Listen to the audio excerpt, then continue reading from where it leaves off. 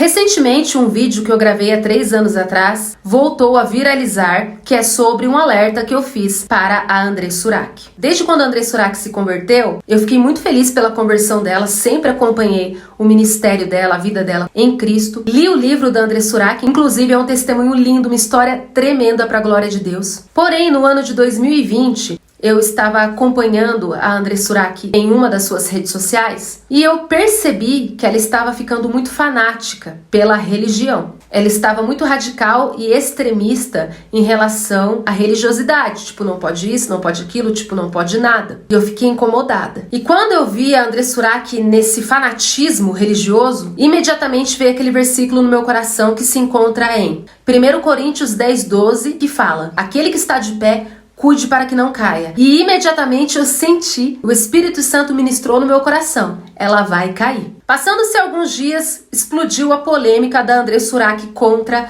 a Igreja Universal, onde ela tinha ofertado 2 milhões de reais para a igreja e tinha se arrependido de ofertar e queria o dinheiro de volta, porém a igreja se recusou a devolver porque era uma oferta. Ninguém obrigou ela a ofertar, ela ofertou porque quis, então não tinha mais como receber de volta o dinheiro. E nisso a André Surak ficou muito revoltada e diante dessa situação eu me compadeci da André Surak. Porque na hora eu pensei, nossa, ela sofreu uma lesão da igreja, né? Ela sofreu um abuso espiritual, coitada.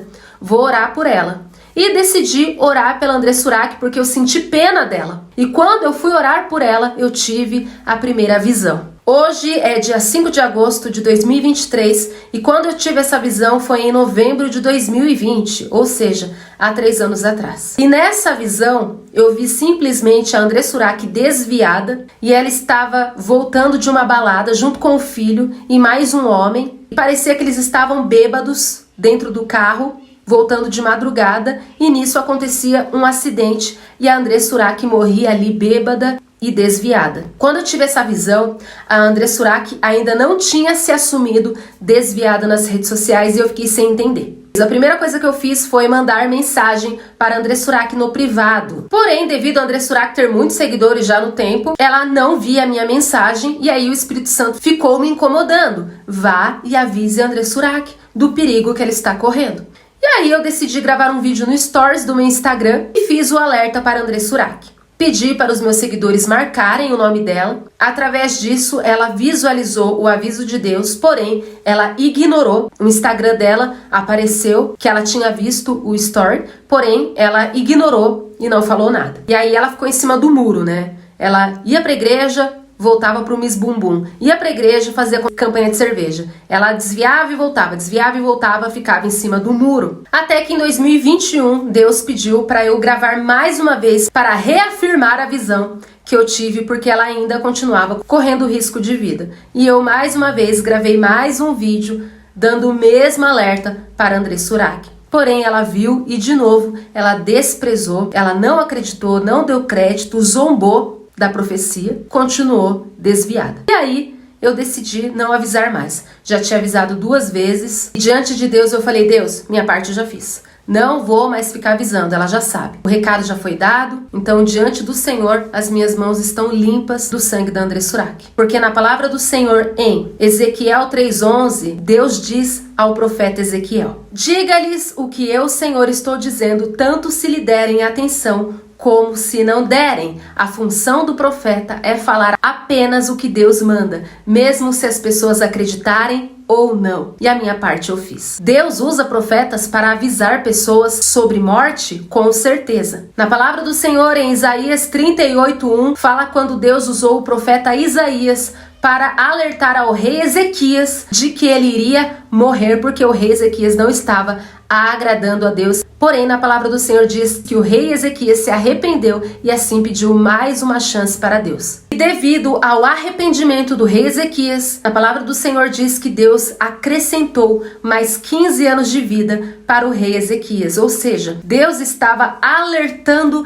André Surak através da minha vida do risco de morte que ela estava correndo caso ela não se arrependesse. Eu creio que se André Surak se arrependesse, Deus daria com certeza livramento de morte para ela. Porém, André Surak não quis se arrepender e não quer até hoje, porque a situação de André Surak já é apostasia. Na palavra do Senhor, em Hebreus 4:6, fala sobre apostasia. O que é apostasia? É quando a pessoa ela foi iluminada uma vez, se ela cair, ela não pode ser iluminada novamente. Apostasia é algo mais profundo que somente o desviar. Existem muitas pessoas que nascem na igreja, conhecem a palavra, se desviam e depois de muitos anos acabam se convertendo. Isso não é apostasia. Porém, no caso da André Surak já é apostasia. Por quê? A André Surak, sim, ela teve um encontro verdadeiro com Deus. A André Surak, sim, se converteu genuinamente. Ela se converteu de verdade. O livro dela é a maior prova disso. Quem lê o livro dela, quem conhece o testemunho dela, sabe